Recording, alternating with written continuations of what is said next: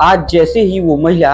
अपने रेस्टोरेंट पर पहुंचती है तो सारे वर्करों को निर्देश देती है कि किसी भी ग्राहक को किसी प्रकार की कोई कमी नहीं होनी चाहिए। सबको जो चीज़ मांगे वो तय समय के अंदर पहुंचनी चाहिए और उन्हें क्वालिटी और क्वांटिटी दोनों से कोई समझौता नहीं होना चाहिए और रेस्टोरेंट का नाम किसी भी तरीके से खराब नहीं होना चाहिए। यानी हर चीज़ बेहद अच्छे तरीके से सारी व्यवस्थाएं लोगों को दिया जाना चाहिए। और इन सब निर्देशों के साथ दोस्तों आज के रेस्टोरेंट का कार्य खत्म होता है और रात के तकरीबन 1 बज रहे होते हैं, जब 1 बजे के दौरान ये महिला जिन्होंने इतने निर्देश दिए ये अपने पति के साथ गाड़ी में बैठती हैं रेस्टोरेंट को बंद कराने के बाद और अपने घर के लिए निकल जाती हैं। 15 सितंबर की रात तकरीबन 1 बजे के आसपास जब ये रेस्टोरेंट से निकलती हैं तो उस दरमियान जब इनकी गाड़ी आगे बढ़ना शुरू करती है तो रास्ते में कुछ मनचले युवक मिल जाते हैं और वो इस गाड़ी को हाथ देने की कोशिश करते हैं, हाथ देना चाहते हैं, रोकना चाहते हैं और रोकने के बाद भी जब वो गाड़ी नहीं रोकते हैं तो वो उनके सामने मोटरसाइकिल लेकर नचाने लगते हैं और उन्हें किसी भी हद में रोकना चाह रहे थे। और जब इन लोगों ने अपनी उस गाड़ी को रोकी तो वो लड़के इन महिला और इनके पति के साथ बदसलूकी करना शुरू कर देते हैं, बदतमीजी करना शुरू कर देते हैं, जिसके बाद इन दोनों लोगों ने भी जिस तरीके से बन पाया उन लोगों से अपने आप को बीच बचाव किया और बीच बचाव करते हुए सीधे गाड़ी वहां से भगाई और एक थाने में जाकर उस गाड़ी को रोक दिया। नमस्कार दोस्तों, मेरा नाम आर्यन मिश्रा है और जुर्म के वर्चस्व की कहानी में आज की कहानी बेहद खौफनाक और ऐसी होगी जिसे सुनने के बाद आपको यकीन नहीं होगा कि जब एक सेना के अधिकारी और उनकी पत्नी के साथ पुलिस वाले इतनी खतरनाक और विभत्स तरीके की घटना को अंजाम दे सकते हैं तो आम आवाम के साथ पुलिस क्या करती होगी, आप इस कहानी को सुनने के बाद खुद डिसाइड कीजिएगा। तो दोस्तों आज के जुर्म के वर्चस्व की कहानी को हम शुरू करें उससे पहले एक छोटा सा निवेदन, कृपया अगर आप नए हैं तो चैनल पर सब्सक्राइब, वीडियो को लाइक और वीडियो को ज्यादा से ज्यादा शेयर करना तो बिल्कुल मत भूलिएगा और आप हमेशा सुरक्षित रहिए, सतर्क रहिए। तो देर न करते हुए दोस्तों आज के जुर्म के वर्चस्व की कहानी को हम शुरू करते हैं। दरअसल दोस्तों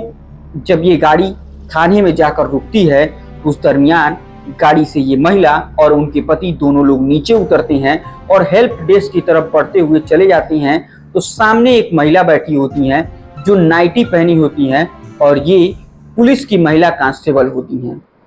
जैसे ही वो महिला पहुंचती है तो अपनी पूरी बात उन्हें बताती है कि इस तरीके से मैं रेस्टोरेंट से निकली, कुछ मनचले युवक रास्ते में मिले और वो हमारे साथ कुछ बदतमीजी कर रहे थे। वो इस पूरी घटना को उन्हें बताती हैं, व्याख्या करती हैं, लेकिन वो महिला इस शिकायत दर्ज करने के बजाय कुछ अटपटे सवाल पूछने लगती हैं और आनाकानी करती हैं शिकायत दर्ज कराने पे। इस पर वो महिला कहती है कि देखिए आपकी जो ड्यूटी है आप उसे निभाइए और शिकायत दर्ज कीजिए और कुछ पुलिस वालों को भेजिए ताकि उन मनचलों को तुरंत सजा मिले और उन्हें गिरफ्तार कर लिया जाए। लेकिन इतना बात कहना उस महिला के लिए इतना भारी पड़ने वाला था कि वो सोच नहीं पा रही थी। अभी इतना बात सुनने पर तो मानो वो महिला कांस्टेबल आग बबूला हो जाती है और गुस्से से भर जाती है। वो कहती है कि तुम मुझे मेरा काम मत सिखाओ, मेरा जो काम है वो मैं करूंगी। इस पर वो कहती हैं कि मैं भी एक पेशे से वकील हूँ और मैं आपको जो काम करना है सिर्फ उसी के बारे में बता रही हूँ। अब दोनों के बीच में बातचीत का सिलसिला बढ़ती जाती है और वो ये भी कहती हैं कि आपका काम है एफआईआर दर्ज करना और आप एफआईआर दर्ज कीजिए। और इसी दरमियान कहा जाता है कि आप अपने पति से कहिए कि वो शिकायती पत्र लिखें और मुझे दें। और वो महिला अपने पति से कहती है जो पेशे से सेना में मेजर होते हैं और वो एक शिकायती पत्र लिखना शुरू करते हैं और उसके बाद उन्होंने वो शिकायती पत्र दिया, उन्होंने उस शिकायती पत्र को दे दिया। लेकिन कुछ देर बाद किसी को कोई बात समझ में नहीं आई कि कुछ पुलिस वाले वहां आते हैं जिसमें एक पीसीआर वैन में एक महिला भी आती है और अचानक से जिस सेना के अधिकारी ने वो शिकायती पत्र दिया, उनके पैंट उतरवाए जाने लगते हैं, उनके आई कार्ड और अन्य चीजों को अलग रखवा दिया जाता है और उल्टा उन्हें ही थाने की उस जेल में बंद कर दिया जाता है। अब किसी को कोई बात समझ में आती नहीं है कि आखिर ये हो क्या रहा है, आखिर क्यों शिकायती पत्र लिखने वाले व्यक्ति को जेल में डाला जा रहा है। इस पर वो महिला चिल्लाकर कहती है कि आप ऐसा बिल्कुल नहीं कर सकती हैं, वो कोई आम नागरिक नहीं है, वो सेना में मेजर पद पर तैनात हैं और बिना किसी अरेस्ट वारंट के आप उन्हें गिरफ्तार नहीं कर सकती हैं। अब इस पर तो पुलिस वाली वो महिला कुछ इस कदर भड़क जाती है कि उन्हें उस जेल के अंदर में बंद करते हैं ये लोग, और उसके बाद इस महिला के साथ वो हाल करना शुरू करते हैं जिसके बारे में इस महिला ने भी नहीं सोचा था कि मेरे ही साथ इस तरीके का दुर्व्यवहार हो रहा है और मुझे ही इसकी खौफनाक सजा भी भुगतनी पड़ेगी। और उसके बाद उन दोनों पुलिसकर्मी जो पीवीआर वैन से उतरी होती है और जो हेल्प डेस्क पर बैठी होती है, उन दोनों ने इस महिला जो शिकायत करने गई होती है इनके बालों को पकड़ते हैं और इनके साथ मारपीट करना शुरू कर देते हैं और इनसे मारते हुए घसीटते हुए एक कमरे में लेकर जाते हैं जहां इनको एक चेयर पर बैठा दिया जाता है। फिर किसी लेडी कांस्टेबल के दुपट्टे को मंगाया जाता है और उसी चेयर पर इनके पैरों को बांध दिया जाता है और इन्होंने जो जैकेट को पहन रखा था उसी जैकेट से इनके हाथों को पीछे करके उसे भी बांध दिया जाता है। अब दोनों महिला अंदर जाने के बाद, जब चूंकि ये महिला बार बार चिल्ला रही होती हैं, बोल रही होती हैं, इनकी आवाज को दबाने के लिए, कम करने के लिए उसकी गला दबाने की कोशिश करती हैं ताकि वो किसी तरीके से चुप हो जाए, लेकिन वो महिला चुप नहीं होती है बल्कि इस महिला कांस्टेबल के हाथों को काट लेती है। अब इतना करना था कि आप समझ सकते हैं दोस्तों कि पुलिस महकमा मतलब पूरा पागल हो जाता है और वो इसी महिला के पीछे पड़ जाता है। उसके बाद इस महिला को उसी कमरे में बंद करके वहां से चले जाते हैं। महिला के मुताबिक कुछ देर के बाद एक पुलिसकर्मी आता है जो उनकी ब्रा को उतारता है और ब्रा उतारने के बाद उनकी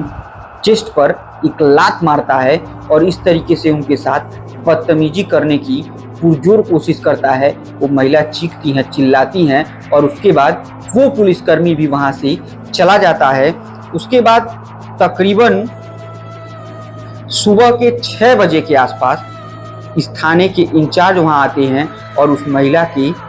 पैंट को नीचे उतारती हैं और उसके बाद अपनी भी पैंट को नीचे उतारते हैं और अपनी निजी अंगों को उस महिला को दिखाते हैं और उनसे बेहद ही भद्दे तरीके से बातचीत करना शुरू करते हैं। वो मदद के लिए चीखती हैं, महिला चीखती हैं, चिल्लाती हैं, लेकिन उनका कोई मदद नहीं कर रहा होता है। और इस पूरे घटनाक्रम की जो आवाज़ें होती हैं, जो चीखें होती हैं, उनके पति जो लॉकअप में बंद रहते हैं वो साफ तौर से सुनते हैं, लेकिन वो चाह करके भी कुछ भी नहीं कर पा रहे होते हैं और सिर्फ उन चीखों को वो सुनते जाते हैं। और इसके बाद किसी तरीके से महिला जब थोड़ी देर के बाद इस थाने से छूट पाती हैं, निकल पाती हैं, क्योंकि इन दोनों लोगों को मारने और टार्चर करने का पुलिस के पास कोई ठोस वजह नहीं रहता है, कोई ऐसी बात नहीं रहती है कि वो इन लोगों को जेल में डालें, तो छोड़ देते हैं। जैसे ही वो महिला इस थाने से बाहर निकल पाती हैं तो वो अपनी पूरी बातों को कहना वहाँ पर शुरू करती हैं और वो मीडिया के सामने आकर जब इस तरीके की घटना जो उनके साथ हो गई होती है इन पूरी बातों को बयां करना शुरू करती हैं, तो यकीन मानिए दोस्तों सारे लोगों के होश उड़ जाते हैं। यहाँ तक कि मीडिया वाले भी नहीं सोच पाए रहते हैं कि इस थाने में उस महिला के साथ,